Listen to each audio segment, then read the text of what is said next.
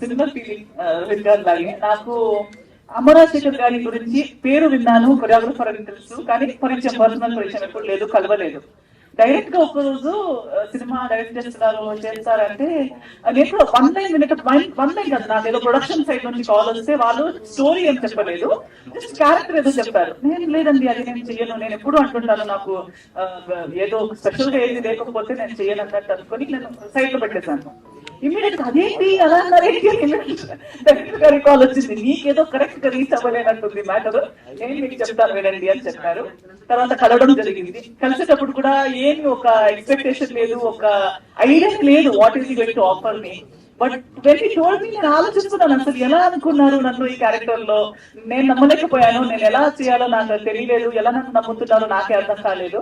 But ఆయన అయితే full conviction లో ఈ రోల్ అయితే మీరే చేయాలి, దీనికి ఆప్షన్ లేదు అంటున్నారు, ఆప్షన్ లేదు మీరు చేయాలి అంతే.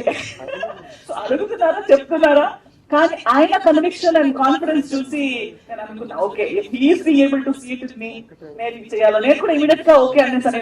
ఆయన ఎనర్జీ ద్వారానే నేను కూడా ఓకే అనేసాను, ఏదో ఏమీ వెనక ముందు తెలియక. బట్ సెట్ లో అడుగుపెట్టిన దగ్గర నుంచి సినిమా ఎలా జరిగింది, ఎంత బాగా ఒక మంచి టీం, శ్యామ్కి నాయుడు గారి దర్శకత్వమే కదా సినిమాటోగ్రఫీలో, అండ్ మన డైరెక్టర్ గారి క్రియేటివిటీ గారు ఆన్ ద స్పాట్ మనం ప్రతిదీ ఇంప్రొవైజ్ చేయడం కానీ, పేపర్ లో సీన్ ఒక్కలా ఉండే తర్వాత అక్కడ సెట్ లోకి వెళ్ళాక మనం డిస్కస్ చేసి ఫైనల్ గా okay short is something else all together on other level. So shooting time లోనే ఆ వైబ్ వచ్చింది, ఒక మంచి టీమ్ బిల్డ్ అయింది, అండ్ మంచి సింక్ లో వర్క్ జరిగింది. ఏ వెదర్ కండిషన్ కానీ ఏ సిచ్యువేషన్ ఉంటే కూడా ఎక్కడ వర్క్ పరంగా కాంప్రమైజ్ అవ్వకుండా లేదా మన వైబ్ పరంగా కాంప్రమైజ్ అవ్వకుండా, అండ్ నిజంగా ఇది ఒక true spirited home production feel ఇది. ఈ రోజుకి కూడా ఇప్పుడు కూడా నాకు ఎలా అనిపిస్తుంది అంటే దిస్ ఇస్ ఎన్నో సినిమాలు చేస్తున్నాము, ప్రతిసారి ఇక్కడ వచ్చి కూర్చుంటున్నాము, కానీ ఈ సినిమాకి నేను అప్పుడు కూడా రాజా గారికి కూడా చెప్పాను, I'm both excited and nervous for this film. And నాకు చూడాలని కూడా ఉంది, అట్ ద సేమ్ టైం భయంగా కూడా ఉంది. భయం ఎందుకంటే అంత ఎంజాయ్ చేసాము, అవుట్పుట్ ఎలా ఉంటుంది అనే ఒక పాజిటివ్ భయం. సో అది సార్ అడిగినట్టు ఎలా అనిపించింది అని మీకు కూడా అడగాలనిపిస్తుంది, నాకు కూడా చూడాలని ఉంది. సో ఆ రెండు ఫీలింగ్స్ చాలా రోజుల తర్వాత ఒక సినిమా కోసం నాకు మేబీ రెక్కి తర్వాత ఈ సినిమాకి నాకు ఆ ఫీలింగ్ వస్తుంది, that I'm both happy, nervous, mixed emotions ఉన్నాయి. అండ్ ఈ రోజు కూడా ఒక ఫ్యామిలీ ఫంక్షన్ కి వచ్చినట్టుంది, మన ఫ్యామిలీ ఫంక్షన్ ఏదో ఉన్నట్టు, అది చాలా బాగా జరగాలి అన్నట్టు. సో ఎందుకంటే రాధా గారు it's like family, father is directing, son is the hero, wife is handing production, daughter కూడా అన్ని వర్క్ చేస్తున్నారు. సో వాళ్ళందరూ మన సినిమా అని మాటల్లో మాత్రమే కాకుండా ఫిజికల్ గా కూడా వాళ్ళు అది ప్రయత్నాలు చేసేటప్పుడు, అది మనం కళ్ళారా చూసేటప్పుడు మాకు కూడా స్పిరిట్ వచ్చింది, మనకు కూడా ఇది మన ఇంటి ప్రొడక్షన్ అన్నట్టు ఫీలింగ్ వచ్చింది. ఈ రోజు ఈవెంట్ కూడా పిలిచేటప్పుడు కూడా మేమేదో ఏం చేస్తున్నాము, మనందరూ ఒక టీం చేస్తామని చేస్తామని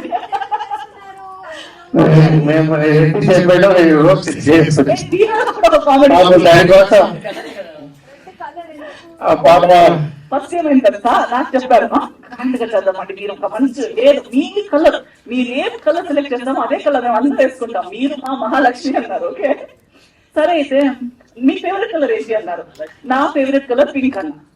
పింక్ అన్నారు కాదు, మేము పింక్ లో చెప్పారు. సరే నా కలర్ పింక్ అనేసరికి ఆ పింక్ లో మేమందరూ సో పింక్ వద్దేమో వేరే వేరే వేరే ఇంకో కలర్ సెలెక్ట్ చేయండి అన్నారు. ఇప్పుడు ఓకే అందరూ బాగా కనిపించేది ఆ కలర్ ఉంటే సరే blue, let's go for blue అన్నా. అవునా బ్లూ నాకు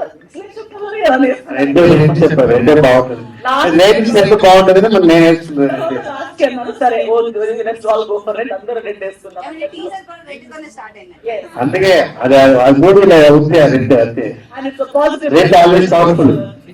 అలా. సో అది దానికి కూడా డీటెయిల్డ్ గా మీరు బాగా కనిపించాలి, అందరూ బాగా కనిపించాలి మన టీం. సో ఒక ఆ స్పిరిట్ ఈ సినిమాలో డే 1 నుంచి కాన్సెప్షన్ డే నుంచి అది ఉంది కాబట్టి అదే ఎనర్జీతో ఇక్కడ ముందుకెళ్తున్నాము. టీజర్ చూసేటప్పుడు కూడా very happy. So I like every one else I equally excited about అలా. ఒక విషయం ఏంటంటే ఎందుకు స్పాట్ చేస్తున్నాం, ఇది కథ 3 years చేసింది, డైరెక్ట్ చేసి అన్ని అయింది. బట్ మైండ్ లో రోహిత్ సార్ ఎస్రా ఉంది, ఇంత పర్ఫెక్ట్ ప్లాన్ ఉంటారని థింక్ చేయలేదు స్పాట్ లో. రోహిత్ సార్ స్పెషల్ గా ఉంటారు. ఎస్ఆర్ ఆ ప్యాక్ డిఫరెంట్ గా ఉంటుంది. ఎందుకంటే నాకు ఆ మూవీ మొత్తం total different kind of movie. ஒரு 16 years అబ్బాయి ஒரு ఆర్డినరీ అబ్బాయి లైఫ్, సో ఆ లైఫ్ ఎంత స్ట్రగుల్ ఉంటుంది. బట్ హెవీ యాక్షన్ లో 16 years అబ్బాయి యాక్షన్ అంటే నాకు తెలిసి ఫస్ట్ టైం. సో అంత దీనికి ఎమోషన్ మీరు స్పాట్ లో చూసిన నేను చెప్పిన ఎంటర్టైన్మెంట్ కాంబినేషన్ బాగా ఉంటాయి. సో అప్పుడు ఏమవుతుందంటే ఇంకా బెటర్మెంట్ చేశాను. సో చిన్న సీరియస్ ఫ్యామిలీ అయిపోయి లాస్ట్ లో ఎంటర్టైన్మెంట్ ఫ్యామిలీ అయిపోయి. So negative character actually Arjun life లో வந்து నెగటివ్, ఇది வந்து సాఫ్ట్. బట్ అంత ప్లేన్ ఎంటర్టైన్మెంట్ స్టార్ట్ అయింది.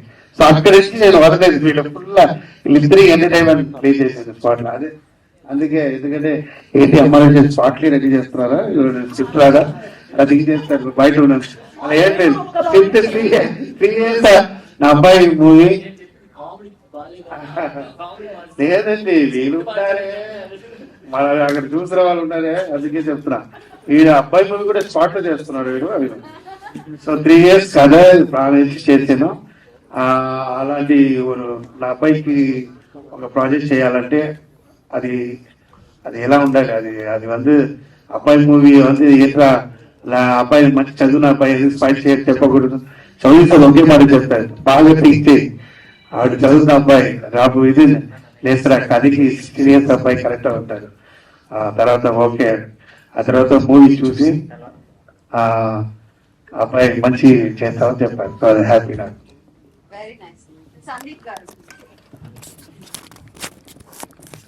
అంత బ్యాక్గ్రౌండ్, ఒక ఫ్యామిలీ మదర్, ఒక మిడిల్ క్లాస్ ఫాదర్, ఒక సన్, అట్లానే చూపిస్తారు పోస్టర్ లో. సో ఇక్కడ నా క్వశ్చన్ ఏంటి అంటే, సో మీరు కొంచెం ఏదో చేయి విరిగినట్లు అట్లా చూపించారు కదా పోస్టర్ లో అప్పుడు. సో త్రూ అవుట్ మీ క్యారెక్టర్ ఇదే ఉంటుందా? సో లేదు అంటే మధ్యలో యాక్షన్ సీక్వెన్సెస్ ఏమైనా ఉండి దానివల్ల మీ అబ్బాయి మీకు ఏదైనా అవడం వల్ల రియాక్ట్ అయ్యి ఇదంతా స్టోరీ కనెక్ట్ అవుతుంది? స్టోరీ చెప్పమంటారా? మీరే ఒక స్టోరీ క్రియేట్ చేశారు బాగా. అంటే నాకు కనిపించిన పోస్టర్ లో నేను అడిగాను. ఒక పోస్టర్ బాగానే కదా రెడీ చేశారండి. లేదు, అది యాక్చువల్ గా ఒక్క సీన్ లో అలా ఉంటుంది. ఆ లీడ్ సీన్ కి ఈ పిక్చర్ తీశారు. బట్ మొత్తం త్రూ అవుట్ మూవీ అలా ఉండదు. టోటల్ ఎంటర్టైన్మెంట్ గానే ఉంటుంది. క్యారెక్టర్ అయితే అలాగే ఉంటుంది. మొత్తం సినిమా త్రూ అలాగే ఉంటుంది క్యారెక్టర్. బట్ ఆ చెయ్యి కట్టుకునేదంతా ఒక్క చిన్న సీన్ లోనే ఉంటుంది అంతే. సో యాక్షన్ అంటే మొత్తం హీరోదే పార్ట్ యాక్షన్ ది. నాది మొత్తం కామెడీ ఉంటుంది. యాక్షన్ నేను వీళ్ళు చేయలేదు, మొత్తం రాగినే చేశారు యాక్షన్ పార్ట్ అంతా. బట్ కామెడీ మొత్తం నేను చేసాము.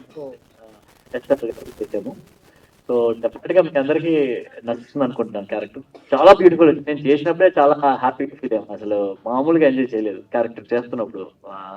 సో డెఫినెట్ గా స్క్రీన్ లో బాగుంటుంది అనుకుంటున్నాను. అమ్మ రాజశేఖర్ గారు స్టోరీ రైటర్ చెప్పండి సార్. స్టోరీ రైటర్ నేను కదా సార్. నాయన తెగించలేదు చెప్పండి. చెయ్యి కోసం దొరుకుతారా మళ్ళీ ఆయన అడిగిన క్వశ్చన్ ఎలా అయిపోతుంది. చెయ్యి కోసం హెడ్ దొరికారా చెప్పండి. అంటే వాళ్ళ ఫాదర్ కి ఏమైనా అయిందని ఒక ఎమోషన్ ఉంటుంది. అది ఆశిస్తుంది కదా. సో ఎస్తర్ గారిని ఇప్పుడు వరకు మేము ఎక్కువ చూసేది, రెగ్యులర్ గా చూసేది గ్లామర్ రోల్స్. ప్రతి డెఫినెట్ గా అక్కడ ఎస్తర్ గారు ఉన్నారంటే ఒక గ్లామర్ రోల్ ఉంటుంది. బట్ దీంట్లో అసలు చాలా డిఫరెంట్ గా ఉంది. మేము ఒక మదర్ అనుకున్నాం, బట్ కాదని చెప్పేసి రివీల్ చేశారు. సో ఎందుకు ఆ చూస్ చేయడానికి మెయిన్ రీజన్ ఏంటి? నాకేంటంటే ఉత్తరప్రదేశ్ జరిగిన కదా, ఇది లుక్ లైక్ కొంచెం నార్త్ ఇండియన్ మాది ఉండాలి. నేను కథ రాస్తున్నప్పుడే డిఫరెంట్ అయిన వాళ్ళు ఉండాలి. యాక్చువల్లీ ఆర్టిస్ట్ ఉండాలి. బట్ దీనికి కరెక్ట్ అయిన ఇప్పుడు అదే క్యారెక్టర్ చేసిన వాళ్ళే ఉన్నా. ఇప్పుడు మీరు థింక్ చేశారు విలన్ ఇప్పుడు ఒరే క్యారెక్టర్ ఉంటారు, ఒకేలా ఉంటారు. వీళ్ళు ఇప్పుడు చంద్రబాబు ఒరే అలా లేకుండా అలాంటి డిఫరెంట్ గా ఉండాలి థింక్ చేసినా నేను కలిసినప్పుడే రోజు మీకు ముందే తెలుసు. తెలియదు నవ్వుతుంటారు, ఎంటర్టైన్మెంట్ జాలీ క్యారెక్టర్. సో రోజు అప్పుడే ఫిక్స్ చేశాను. ఎస్ఆర్ గారు ఎందుకు చేస్తారు ఆయన ఎవరు వచ్చి చెప్తున్నారంటే నాకు పర్ఫెక్ట్ చేస్తున్నా. ఎందుకంటే ఫస్ట్ చూసినప్పుడు నో గ్లామర్ చెప్పాను. ఎందుకంటే మేడం గ్లామర్ చేస్తారు.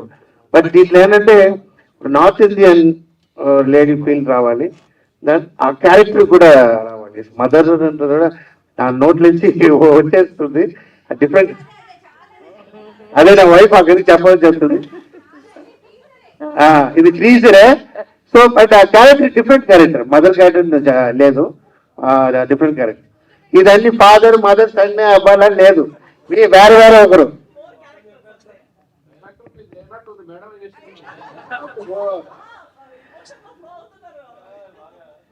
నన్ను డైరెక్ట్ చేసేది దాని లేదండి, నన్ను డైరెక్ట్ చేసేది దాని.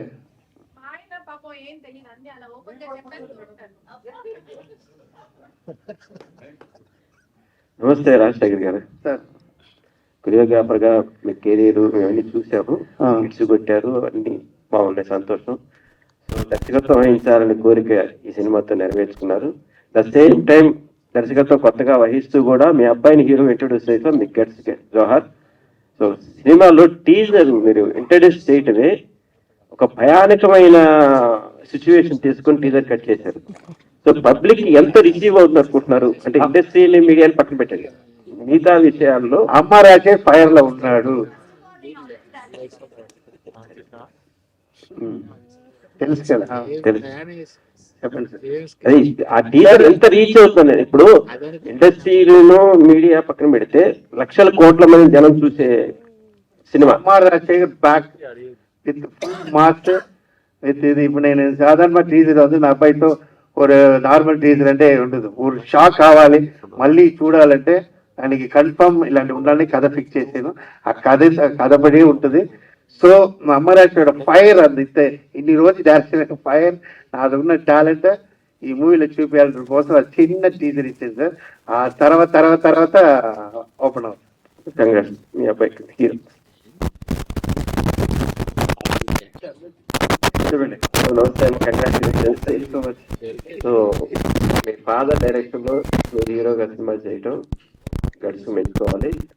కొన్ని విషయాలు ఒబీడియంట్ గా ఉండాలి, కొన్ని విషయాలు ఫ్రీగా ఉండాలి, అవన్నీ కూడా వదిలేసుకొని సినిమా హీరోగా చేశారు, బాగుంది. సో ఈ సినిమాలో ఏ పాయింట్ మీకు నచ్చి ఈ సినిమా చేశారు మీరు? మీకంటూ ఇండిపెండెంట్ గా ఒక ఒపీనియన్ ఉంటుంది కదా? డెఫినెట్లీ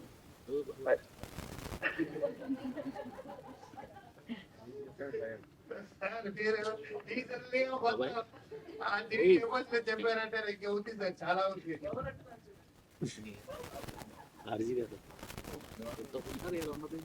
అంటే స్టోరీ వినే యాక్చువల్లీ స్టోరీ చెప్పకపోతే ఐ ఇమాజిన్ ఎలా ప్లే అవుతుంది. నేనే ఒకసారి ఒక డైరెక్షన్ చేశాను మైండ్ లో. అది విన్నాక నన్ను థర్డ్ పర్సన్ లో నేను చూసుకున్నా, ఎలా ఉంటుందో అలా అనుకుని ఓకే చెప్పేసా. బట్ ఇంకా మూవీలో సీన్స్ ఏం చెప్పకూడదు, అంత చెప్పను. అమ్మ రాజశేఖర్ గారు.